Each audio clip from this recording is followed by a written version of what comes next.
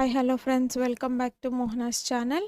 ఈరోజు మనం continuation built in data టైప్స్లో నెక్స్ట్ సబ్ టాపిక్స్ చూద్దాము.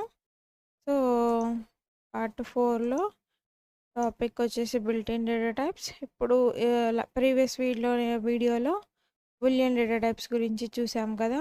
ఇప్పుడు numeric and set data types గురించి చూద్దాము. First numeric data type. ఇందులో న్యూమరిక్ అని ఉంది. న్యూమరిక్ అంటే మీ అందరికీ తెలుసు, నెంబర్స్ అని.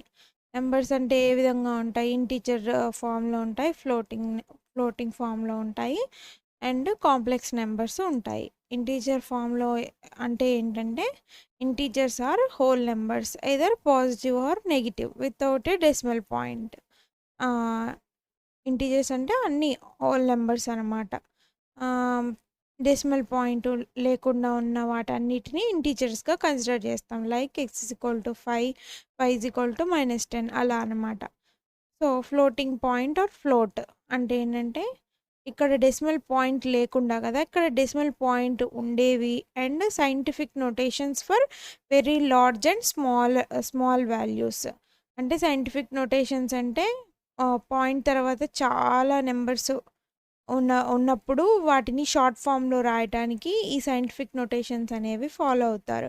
సో సైంటిఫిక్ నోటేషన్స్ అంటే పాయింట్ డెసిమల్ తర్వాత ఒక 10-20 నెంబర్స్ అనేవి ఉంటే వాటిని సైంటిఫిక్ నోటేషన్ అంటే షార్ట్ చేసి రాయడానికి వీటిని వాడుతూ ఉంటారనమాట.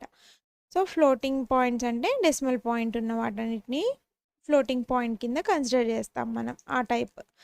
So next complex numbers. Complex numbers అంటే ఈ ఐజే ఈ ఫామ్లో ఉంటాయన్నమాట. అసలు అంటే కాంప్లెక్స్ ఫామ్లో ఉండడం అంటే ఏంటంటే a+bi ఫామ్లో ఉంటాయి వాల్యూస్ ఏవైనా. ABR real numbers, J represent the square root of -1. I కానీ జే కానీ ఇలా ఉన్న వాటన్నిటిని స్క్వేర్ రూట్ ఆఫ్ -1 ప్లేస్లో ఐజే ఈ వాల్యూస్ని మనం పెడుతూ ఉంటాము. ఇవి అడ్వాన్స్డ్ మ్యాథమెటికల్ ఇంజనీరింగ్ క్యాలిక్యులేషన్స్లో మనకి యూజ్ అవుతూ ఉంటాయి. సో నార్మల్గా చిన్న చిన్న ప్రోగ్రామ్స్కి మనం వీటిని అంతగా యూజ్ చేయము. ఇది పైథాన్లో డెప్త్గా వెళ్ళే కొద్దీ ఇది యూజ్ అవుతుంది. సో నెక్స్ట్ వచ్చేసి సెట్ డేటా టైప్. ఇంతకన్నా ముందు మనం దీన్ని ప్రాక్టికల్గా చూద్దాం. న్యూమరిక్ డేటా టైప్ని ప్రాక్టికల్గా చూద్దాం. దానికోసం సో మనం ఆన్లైన్ కంపైలర్లోకి వచ్చేసాము. ఇక్కడికి రావాలంటే జస్ట్ ఏం లేదు, క్రోమ్లో కానీ ఇంటర్నెట్ ఎక్స్ప్లోరర్ ఏ బ్రౌజర్ అయినా ఓపెన్ చేసి ఆన్లైన్ కంపైలర్ ఆఫ్ పైథాన్ అని టైప్ చేస్తే మనకి సజెస్ట్ చేస్తుంది లింక్స్. అందులో ఏదో ఒకటి తీసుకొని మనం రావచ్చు. సో ఇంటీజర్ టైప్ అంటే ఏంటంటే చూడండి, a=10 అని, b=20 అని ఇచ్చి ప్రింట్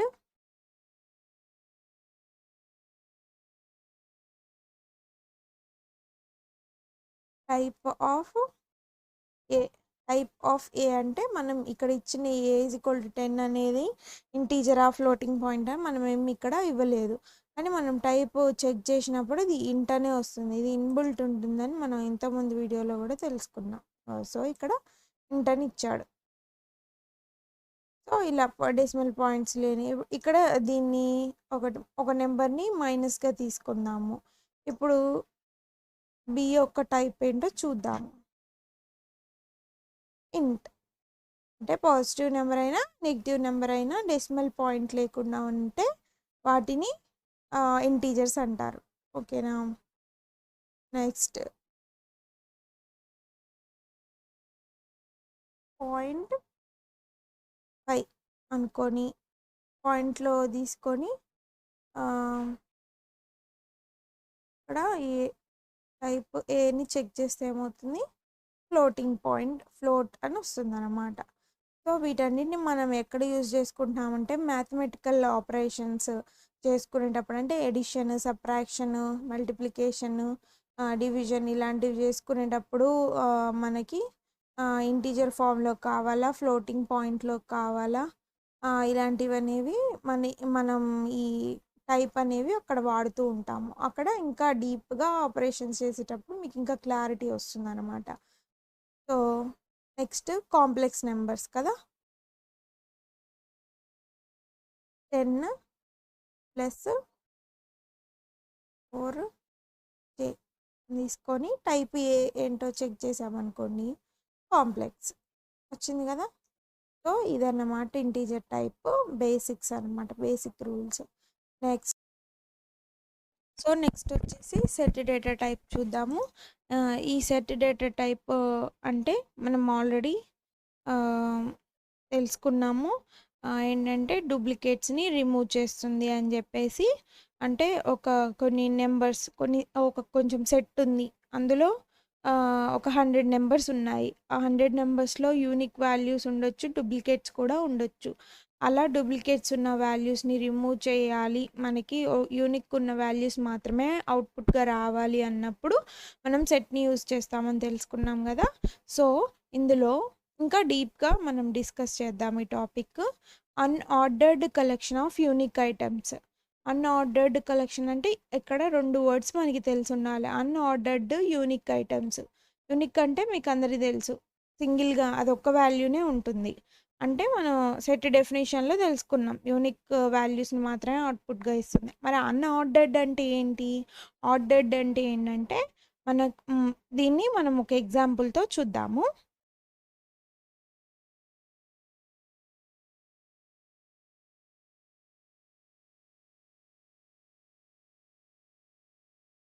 సో, ఇక్కడ మనం ఒక ఏ ఈజ్ ఈక్వల్ టు అని ఒక సెట్ ఇచ్చాము.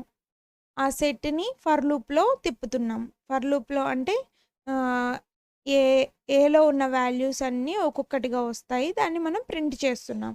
ఇక్కడ ప్రింట్ చేసినప్పుడు ఫస్ట్ అనేది 1 ఉంది గదా! ఫస్ట్ 1 ఉన్నప్పుడు ఇక్కడ 1 రావాలి గదా! కానీ 8 వచ్చింది. తర్వాత 1 వచ్చింది. తర్వాత 2 వచ్చింది. తర్వాత 9 వచ్చింది. అంటే ఒక ఆర్డర్ అనేది ఫాలో అవ్వట్లేదు. దాని ఇష్టం వచ్చినట్టు ప్రింట్ చేస్తుందనమాట. అంటే మనం ఫస్ట్ ఏ నెంబర్ వస్తుందనేది మనం గెస్ చేయలేము. సో, దాన్ని మనం అన్‌ఆర్డర్డ్ కలెక్షన్ ఆఫ్ డేటా అంటాము. Does not allow duplicates already చెప్పాను మీకు. డూప్లికేట్స్‌ని రిమూవ్ చేస్తుంది.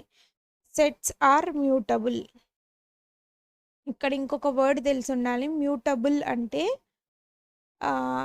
చేంజ్ చేసుకోవచ్చు అననమాట.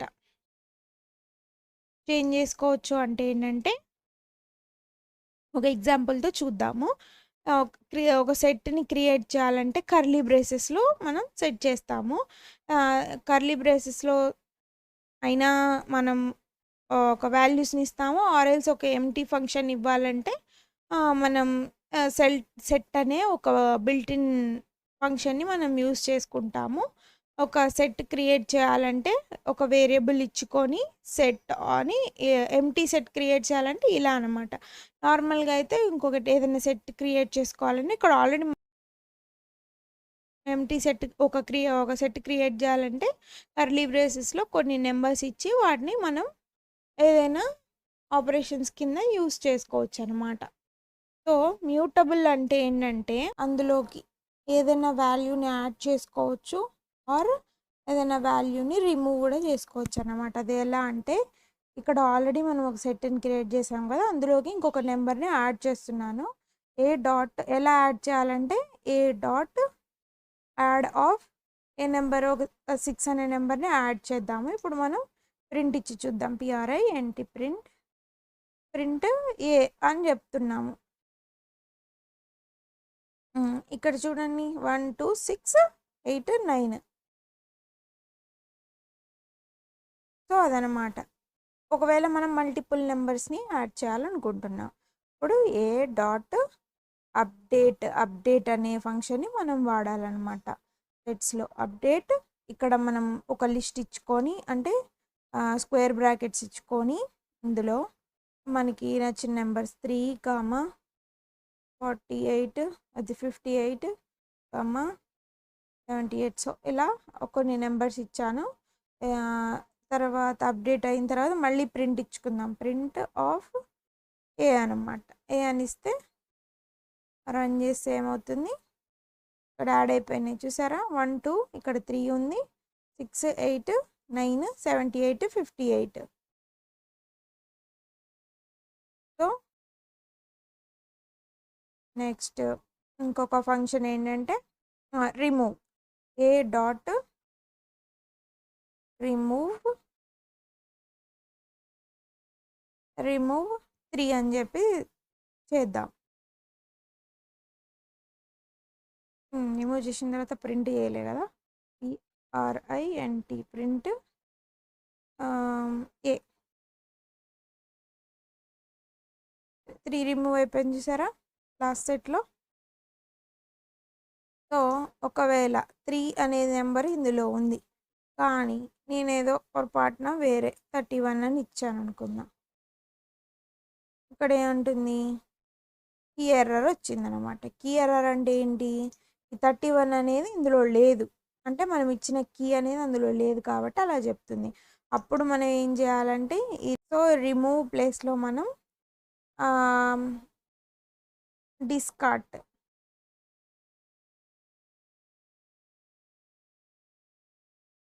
డిస్కార్ట్ ఫంక్షన్ అనేది మనం యూస్ చేస్తే చూసారా ఒకవేళ మనకి ఈ 31 అనేది ఈ కీ అనేది సెట్లో ఉంటే రిమూవ్ అవుతుంది, లేకపోతే ఎగ్జిస్టింగ్ ఏదైతే స్ట్రింగ్ ఇక్కడ వరకు ఉందో అదే స్ట్రింగ్ని మళ్ళీ రిటర్న్ చేస్తుంది. దీనివల్ల మనకి కీ ఎర్రర్స్ అనేవి ఫామ్ అవ్వవు ఈ ఫంక్షన్ వాడటం వల్ల. సో అది నెక్స్ట్ వచ్చేసి ఏ డాట్ పాప్ అనే ఫంక్షన్ని యూజ్ చేద్దాం. ఏ డాట్ పాప్ ప్రింట్ ఏ ఏమొస్తుందని చూద్దాం. అంటే ఫస్ట్ ఉన్న వాల్యూ రిమూవ్ అయిపోతుంది అనమాట. సో ఇక్కడ మనం 1 తీసేసి చూద్దాము ఈసారి ఏం వాల్యూ వస్తుందో అర్థమవుతుంది. 2 వెళ్ళిపోయింది అంటే ఫస్ట్ వాల్యూ అనేది రిమూవ్ అవుతుంది అనమాట. పాప్ అని మనం యూజ్ చేస్తే ఫస్ట్ ఉండే వాల్యూ వెళ్ళిపోతుంది. So next A dot clear function use చేస్తే ఆ సెట్ మొత్తం క్లియర్ అయిపోతుంది అనమాట. నన్ అనేది మనకి ప్రింట్ అవుతుంది. సెట్ ఎంటీ సెట్ ఫామ్ అయింది కాబట్టి ఎంటీ సెట్ అనేది వచ్చింది ఫంక్షన్. సో ఇలా మనం నార్మల్గా ఒక వాల్యూని ఎలా యాడ్ చేయాలి, ఎలా అప్డేట్ చేయాలి, ఎలా రిమూవ్ చేయాలి ఆర్ డిస్కార్డ్ చేయాలి అనేది మనం చూసాము. ఒకవేళ ఫస్ట్ ఎలిమెంట్ ఎలా రిమూవ్ చేయాలి, మొత్తం సెట్లో ఉన్న వాల్యూస్ అన్నిటిని ఎలా క్లియర్ చేయాలనేది చూసాము.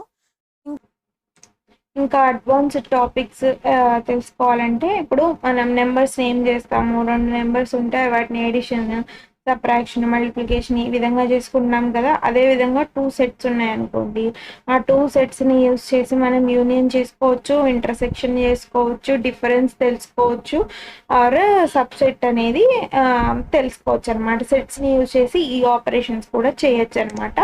యూనియన్ అంటే చూద్దాం. First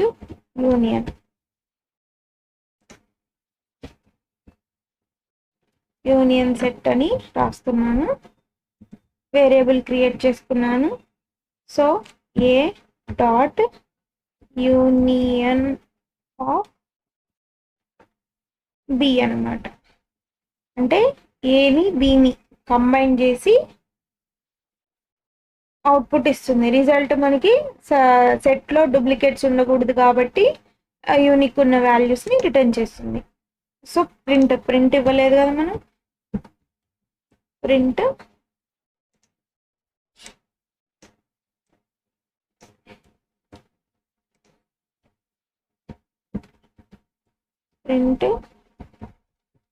union set. ఇక్కడ ఏ విధంగా ఏ ఫామ్లో అయితే ఇచ్చామో అదే ఇచ్చుకోవడం బెటర్. ఒకవేళ మనం క్యాప్స్ మధ్యలో మిస్ చేసి క్యాప్స్ స్మాల్ కంబైన్డ్ రాసి ఈ వేరియబుల్కి మ్యాచ్ అవ్వకపోతే మళ్ళీ ఎర్రర్ అనేది త్రో చేస్తుంది అనమాట. సో ఇక్కడ యూనిక్ ఉన్న వాల్యూస్ ఏంటి 1 2 3 8 9 1 2 3 8 9 2 ఆల్రెడీ రిపీట్ అయింది కాబట్టి మనకు అది త్రో చేయాలన్నమాట. Next intersection set. Intersection set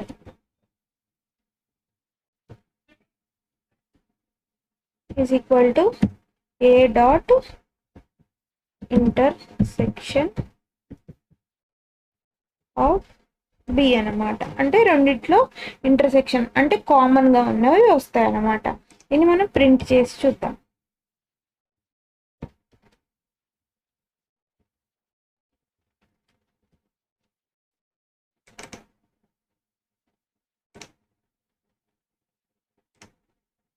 ఏమొచ్చింది? 2 ఒకటే వచ్చింది.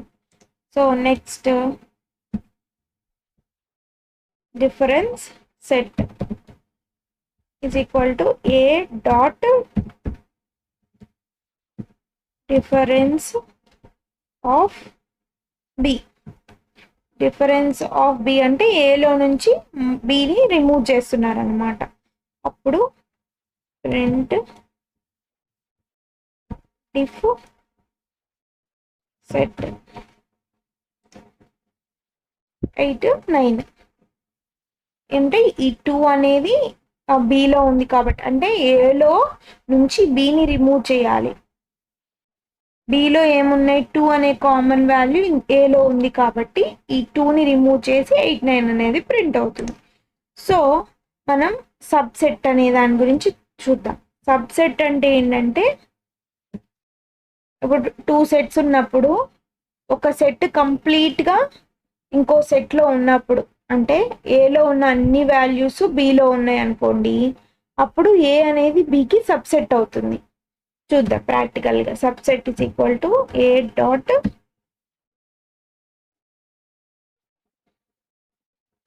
Is subset of B.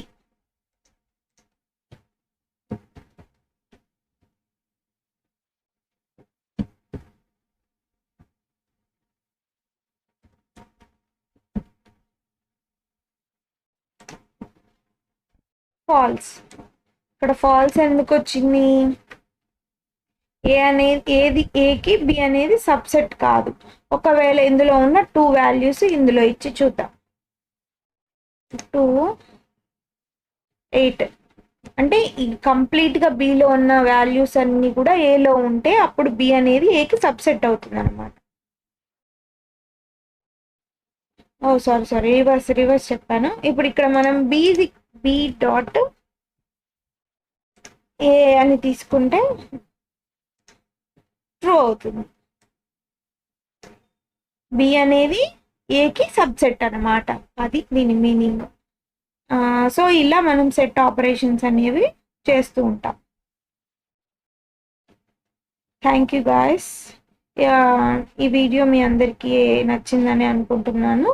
So నా పైథాన్ క్లాసెస్ అనేవి కంటిన్యూగా చూస్తే మీరు ఖచ్చితంగా ప్రాక్టీస్ మంచిగా చేసుకుంటూ ఉంటే డైలీ ఒక 1 అవర్ స్పెండ్ చేస్తే ఈజీగా మీరు కోడింగ్ అనేది నేర్చుకుంటారు. సో ఐ హోప్ ఈ వీడియో అందరికీ అర్థమైందని అనుకుంటున్నాను. ఏమైనా కామెంట్స్ ఉంటే, మీకు ఏమైనా డౌట్స్ ఉంటే కామెంట్ చేయండి. Please like, share and subscribe to my channel.